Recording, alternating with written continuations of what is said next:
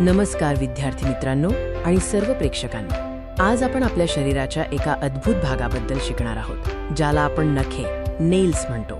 आपल्यापैकी बरेच जण नखांकडे फक्त सौंदर्य किंवा ग्रूमिंगचा भाग म्हणून पाहतात, पण त्यांची खरी भूमिका काय आहे? तुम्ही कॉम्प्युटरवर टायपिंग करत असाल किंवा एखादी छोटी वस्तू उचलत असाल, तेव्हा तुमच्या नखांचं काम सुरू असतं. नखे नेल्स ही खरं तर आपल्या त्वचा प्रणाली इंटिग्युमेंटरी सिस्टमचा विस्तार आहेत, म्हणजेच ते आपल्या त्वचेतूनच तयार होतात. उत्क्रांतीनुसार नखांचा एक महत्त्वाचा आणि कार्यात्मक उद्देश आहे. ते आपल्या बोटांच्या संवेदनशील टोकांना फिंगरटिप्स संरक्षण देतात. चला आता या नखांची रचना स्ट्रक्चर कशी आहे ते सविस्तर पाहूया. नखांचे मुख्य 3 भाग आहेत.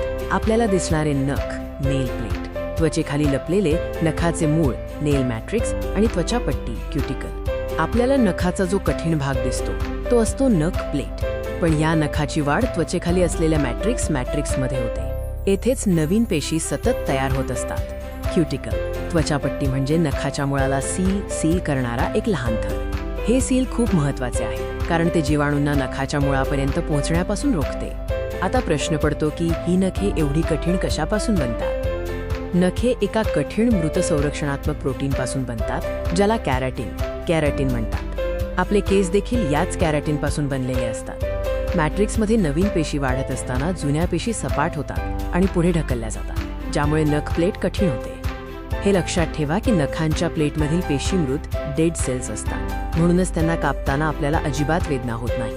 आता आपण नखांची 2 मुख्य कार्ये आणि त्यांच्या वाढीबद्दल माहिती घेऊया. नखांचे पहिले काम म्हणजे आपल्या बोटांच्या टोकांवर असलेल्या संवेदनशील मज्जातंतूंच्या सेन्सिटिव्ह नर्व्ह एंडिंग्स टोकांचे संरक्षण करणे.